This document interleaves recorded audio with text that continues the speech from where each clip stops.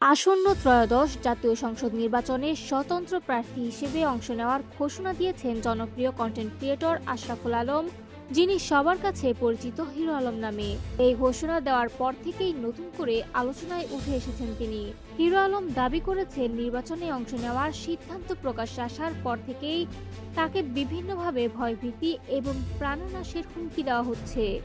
এতে তিনি নিজে যেমন নিরাপত্তাহীনতায় ভুগছেন, তেমনি তার পরিবারও চরম উদ্বেগের মধ্যে রয়েছে বলে জানিয়েছেন তিনি। মঙ্গলবার 23 ডিসেম্বর দুপুর 12:30টার দিকে সামাজিক যোগাযোগ মাধ্যম ফেসবুকে দেওয়া এক পোস্টে হিরো আলম এসব তথ্য জানান। বর্তমান পরিস্থিতিতে তার ব্যক্তিগত নিরাপত্তা নিশ্চিত করা অত্যন্ত জরুরি। সে কারণেই শিগগিরই প্রধান উপদেষ্টার কাছে একজন নিরাপত্তা কর্মী বা গানম্যান চেয়ে আবেদন করবেন তিনি।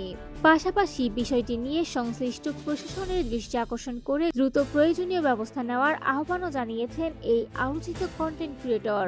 হিরো আলম আরও জানান, তিনি আগেও স্বতন্ত্র প্রার্থী হিসেবে একাধিকবার নির্বাচনে অংশ নিয়েছেন, তবে এবার তার সামনে নতুন সম্ভাবনার দ্বার খুলছে। কয়েকটি রাজনৈতিক দল তাদের দলীয় প্রতীকে নির্বাচন করার প্রস্তাব দিয়েছে তাকে। এ বিষয়ে তিনি বলেন, স্বতন্ত্র হিসেবে আমি কয়েকবার নির্বাচন করেছি। এবার কিছু রাজনৈতিক দল আমাকে তাদের প্রতীকে নির্বাচন করার প্রস্তাব দিয়েছে। বিষয়টি গুরুত্ব দিয়ে ভাবছি, তবে এখনই বলতে চাই না। কোন দল থেকে নির্বাচন করব সেটা সময় হলে জানাবো। যেসব রাজনৈতিক দল তার সঙ্গে যোগাযোগ করেছে সেগুলোর মধ্যে রয়েছে গণ অধিকার পরিষদ, আমজনতার দল, বাংলাদেশ লেবার পার্টি এবং বাংলাদেশ শ্রমজীবী পার্টি। হিরো আলমের ভাষায়, দল যেটিই হোক, আমার মূল লক্ষ্য জনগণের জন্য কাজ করা। আমি যেন সব সময় মানুষের পাশে থাকতে পারি, সেটাই সবচেয়ে গুরুত্বপূর্ণ।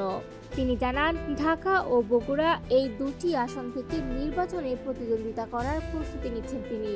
রাজনৈতিক অঙ্গনে হিরো আলমের সক্রিয়তা এবং নিয়মিত প্রচারণা তাকে বারবার আলোচনায় নিয়ে এসেছে। এবার দলীয় প্রতীক নিয়ে নির্বাচনে অংশ নিলে তার রাজনৈতিক যাত্রায় এটি হতে পারে একেবারে নতুন অধ্যায়।